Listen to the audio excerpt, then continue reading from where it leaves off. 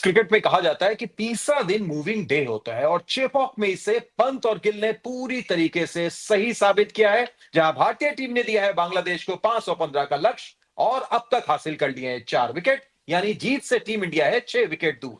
करेंगे इन सब की बात। स्वागत है आपका ईएसपीएन मैच डे हिंदी में और हमारे साथ मौजूद है संजय मांजरेकर। बहुत बहुत स्वागत संजय भाई। Thank you Syed.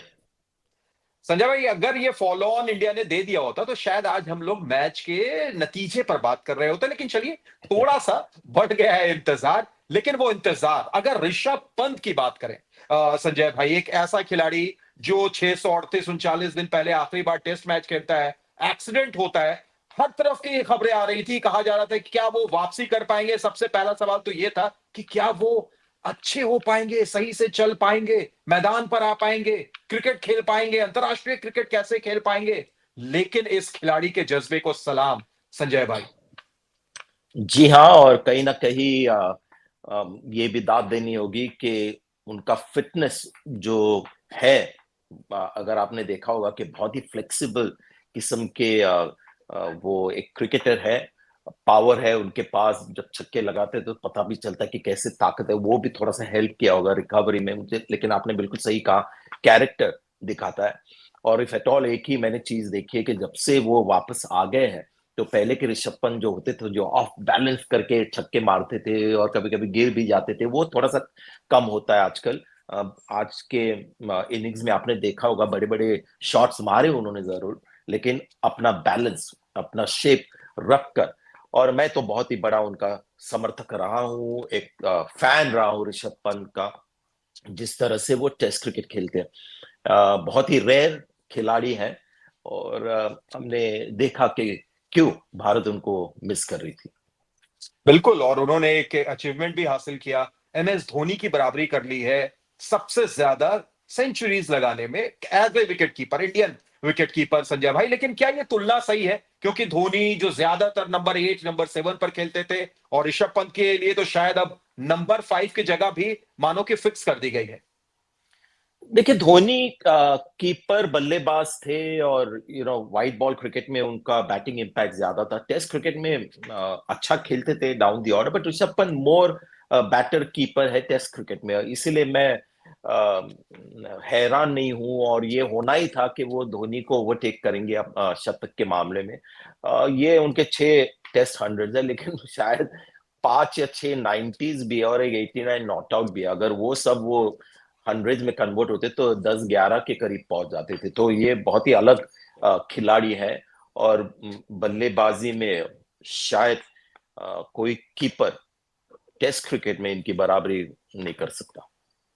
बेशक, और एक और अलग खिलाड़ी, अलग मैं इसलिए कह रहा हूं शुभमन गिल को, क्योंकि अक्सर उनकी बात होती है कि भाई शुरुआत में विकेट वो फेंक देते हैं, वो सही से खड़े नहीं हो पाते हैं, क्या उनकी टेक्निक अच्छी है, कई तरीके की चीजें होती हैं संजय भाई। लेकिन ये सेकंड इनिंग्स जब आती है, ये हमने पहले भी देखा था इंग्लैंड सीरीज में भी, और आज भी हमने देखा कि पहले पारी में खाता उन्होंने नहीं खोला और लीजिए क्या शानदार शतक। तो ये ट्रांसफॉर्मेशन कहां से आता है उनके पास? ये जो होता है ना, फर्स्ट इनिंग में रन बनाना, सेकेंड इनिंग में नहीं, ये मुझे कभी समझ में नहीं आया उसके कारण क्या हो सकते हैं। क्योंकि कभी कभी ऐसा होता है कि सेकेंड इनिंग्स में बहुत ज्यादा प्रेशर होता है, पिच पिच मुश्किल होता है। और कभी कभी फर्स्ट इनिंग्स में पिच मुश्किल होता है, फ्रेश होता है, और अगर अच्छे फास्ट बॉलर्स हो तो वो एक मुश्किल समय होता है। तो वीरेंद्र सहवाग जैसे एक महान खिलाड़ी, उनका सेकेंड इनिंग्स में एवरेज बिल्कुल कम था। और शुभमन गिल जो एक अच्छे प्लेयर है, उनका सेकेंड इनिंग्स में एवरेज बहुत अच्छा है। तो हर मैच में डिपेंड करता है कि कौन सी इनिंग्स ज्यादा कठिन है, या चैलेंज कहां पर ज्यादा ग्रेटर है। तो ये अब तक ऐसे हुआ है, और आंकड़े ऐसे ही मजेदार हमें फैक्ट्स बताते हैं, लेकिन उसके पीछे राज क्या है ये मुझे पता नहीं सही। बिल्कुल सही कहा आपने, ये राज पता चल पाना भी बड़ा कठिन है, क्योंकि अक्सर तो ये कहा जाता है भाई सेकंड इनिंग से मुश्किल होता है खेलना, फर्स्ट इनिंग में आसान होता है। लेकिन ये कोई गिल से पूछे। बहरहाल संजय भाई, अगर दूसरी तरफ हम देखें, जो हम लोग कल यहाँ पर बात कर रहे थे कि शायद फॉलो ऑन भारत ने इसलिए नहीं दिया कि कुछ अपने बल्लेबाजों को वो टेस्ट करना चाहता है, उन्हें थोड़ा मौका देना चाहता है, थोड़ा समय बिताना चाहता है। उसमें गिल और पंत दोनों तो शानदार निकले, शतक जड़े। लेकिन क्या राहुल जिस अंदाज में खेल रहे थे, थोड़ा और आप डिले कर सकते थे डिक्लेयर को, उन्हें और थोड़ा सा इंतजार कराते, थोड़ा और खेलने का मौका देते आप? देते तो कोई हर्ज नहीं था, कोई कंप्लेन भी नहीं करता था, लेकिन हमेशा थोड़ा सा एक कहते हैं ना, एक प्रिंसिपल होना चाहिए क्रिकेट में, और वो रोहित शर्मा का प्रिंसिपल है कि इतना भी ज्यादा इंडिविजुअल के बारे में ना सोचे। अगर 500 रन का लक्ष्य है तो मैच को जल्दी खत्म कर दे, क्योंकि जितना आप आसानी से टीम को बीट करोगे उतनी आपकी महानता बढ़ती है, और वो टीम का कॉन्फिडेंस भी नीचे जाता है। केएल राहुल को शायद थोड़ा मौका मिला होगा, लेकिन उससे उनका कॉन्फिडेंस जो फर्स्ट इनिंग्स में थोड़ा सा कम हुआ होगा, वो डेफिनेटली ऊपर गया होगा, क्योंकि ये जो गेम उन्होंने खेली, और वही हम चाहते थे कि थोड़ा सा अटैकिंग अपना अब उनके पास जो गिफ्ट है उसको यूज करे। देखिए, पुजारा को कोई चॉइस नहीं था, उनको डिफेंस से भी खेलना था, क्योंकि वो उनके पास इतने केएल राहुल इतने अटैकिंग शॉट्स नहीं थे। तो छोटी इनिंग्स थी, लेकिन उनके लिए आगे जाके अगले टेस्ट मैच में ये इनिंग का जरूर फायदा होगा। और आपने देखा, अगर फॉलो ऑन देते तो शायद शुभमन गिल इतने अच्छे कॉन्फिडेंस से अगले टेस्ट मैच में नहीं जाते, या ऋषभ पंत।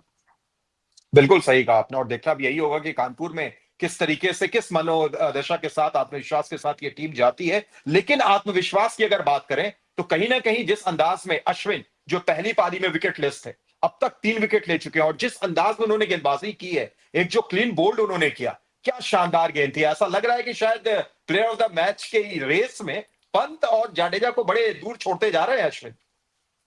जी हाँ, और जब इंडिया में मैच होता है तो अक्सर वो प्लेयर ऑफ द मैच होते हैं।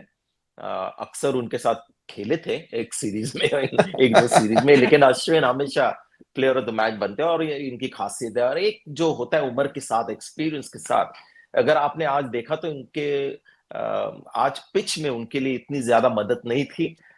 लेकिन अश्विन ऐसे नहीं है कि जो जल्दी जल्दी विकेट लेने वाले हैं, बहुत सारे विकेट लेते हैं, लेकिन वो उन्होंने ज्यादा लालच दिखाया नहीं, इम्पेशेंट नहीं हुए, आराम से स्टेडी गेंदबाजी करते रहे, और उसमें आउट हो गए मोमिनुल।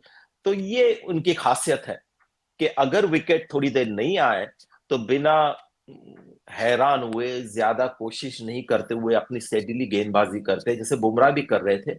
तो ये आ, उनके एक्सपीरियंस और इनकी काबिलियत पे रिफ्लेक्शन है कि अगर विकेट्स इजीली नहीं आते तो थोड़ा सा संयम भी वो रख सकते हैं। एक ऑलराउंडर की हमने बात की, तो एक मेहमान टीम के ऑलराउंडर की बात करना भी बनता है। शाकिब अल हसन, संजय भाई, ये मैच वो भूलना चाहेंगे। 21 ओवर की गेंदबाजी करते हैं, 129 रन देते हैं, कोई विकेट नहीं लेते हैं। ये पहला मौका है उनके टेस्ट करियर का जब वो इतने ज्यादा एक्सपेंसिव साबित हुए हैं, और सिर्फ 5वीं बार विकेट लेस रहे हैं। ये इस पिच के ऊपर में क्या इतनी गेंदबाजों के लिए खराब पिच थी, स्पिनर्स के लिए खराब पिच थी, कि शाकिब जैसे गेंदबाज का ये हाल हो गया? देखिए, एक मुसीबत उनके लिए ये भी थी कि इंडियन टीम में ये कम होता है कि इतने ढेर सारे लेफ्ट हैंडर्स टीम में हो। अगर आप देखें तो टॉप 6 में 3 लेफ्ट हैंडर्स है, यशस्वी जायसवाल है, ऋषभ पंत, और फिर जाडेजा, और तीनों बहुत ही अच्छे प्लेयर्स है। तो कहीं ना कहीं वो एक थोड़ा सा दबाव था, टर्निंग पिच नहीं था। तो